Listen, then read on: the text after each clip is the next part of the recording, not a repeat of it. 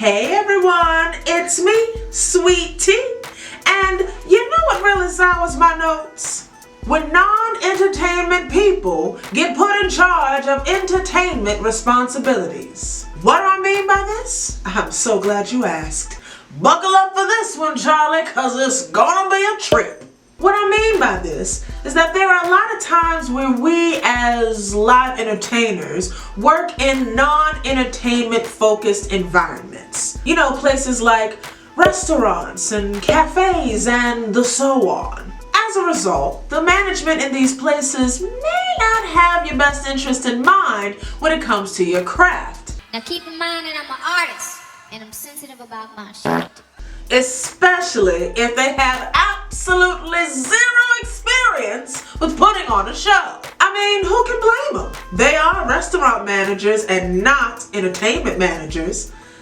But here's where the notes get soured. When you, as the manager, start to creep in on my responsibilities as the entertainer like you own me. Or when you expect things to happen with impossible timing. Or when you want us to control things that are absolutely out of our control. I don't understand why people seem to think that just because we're entertainers, that we're not people too. I know what we do may seem superhuman, but contrary to popular belief, we too are mere mortals. Child, I've been talked down to so many times by people in higher status that it don't make no fucking sense. Why do you think you're better than me? Cause that's what it feels like. Last time I checked, you weren't the CEO of this fine establishment. What about what you do makes you better than me? And they always seem to come with what I like to call Band-Aid solutions. Band-Aid solutions are suggestions made by people who don't know how something works, but they tell you how to fix it. Why is there no sound? We know. We're working on it. Okay, well, can you play something in the meantime so it's not so quiet? But they won't be able to hear anything. I know, but can you just play something anyway? Because it's too quiet. Halfway. Excuse me. That's not how this works. You hired me to entertain the audience, right? So that means you must trust me to some degree to be able to do just that. So can you let me do my damn job? All up in my personal space and whatnot. Ugh. Listen, we can tell when an establishment doesn't take what we do seriously. But hey, if you think that you can do my job and your job as the manager at the same time, then by all means, go right on ahead. But if not, then why don't you just... Out of my face! Out of my face! Out of my face! I had this manager one time at my job who was so rude to me for no reason. All I did was ask where something was. A table, to be exact. For some reason, somebody took it upon themselves to move something off the stage that they were not supposed to move. Talk about a huge pet peeve. And lo and behold, this was the day that a new DJ was coming to work with us. Now, it's the DJ's responsibility to set up everything music and sound related. Keep that in mind for this tea that I'm about to spill. Well, on this day, since he had never been there before, he got lost, so he was late. I thought I was being helpful by making sure he had all the equipment that he's supposed to be supplied ready and waiting for him. When I asked about where the table was, not only did it take me a long time to get an answer, but when I finally did get an answer, she did everything but cuss me out. That sounds like an entertainment problem. We do this every day. I don't know why y'all acting brand new. That sounds like a personal problem.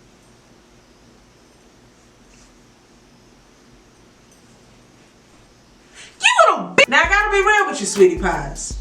I put on my patty cap, and I sat back, and I waited and watched as the guests started to arrive with no music. When she noticed, she came running up to me asking, "Where's the DJ? Where's the music?" to which I replied, "I'm just a singer." Then she asked if I could play something while we waited for the DJ, to which I replied, "I'm not allowed to set up the mixer. That's the DJ's job. It's above me now." Face crack! I tried to tell you that the table was not on the stage. I tried to tell you that the DJ wasn't here yet. I tried to tell you that the music was off and I couldn't turn it on. But no! You wanted to be all proactive and start letting guests arrive too early. Now look at you, trying to put a Band-Aid on a broken arm. You know what else really kills me about this subject? If I'm on stage trying to fix a problem, what makes you think that you can come on stage with no prior knowledge or understanding of what's going on and try to fix it? So we just gonna be staring at the same thing while you pretty much keep repeating everything that I'm saying, or trying to fix the problem with the easy solution, like I didn't already think of that. The sound isn't coming on. Yeah, and I can't hear anything either. Okay, let me just try and Well, did you try cutting it off and cutting it back on again? yeah, I did. Well, do something, cause these people need some music. House wait. The sweet tea. They just trying to help. Why you gotta be like that? You're right. They are trying their best. And I get it, you know. Sometimes two heads are better than one. But did you ever stop to think that maybe, just maybe, sometimes one head is better than two? Especially if that one head knows way more about entertainment than you do. I'm sorry, it just baffles me. You don't work with entertainment past turning a damn channel, but you want to tell me how to do my job. You don't even do this for a living. How can you fix something you know nothing about?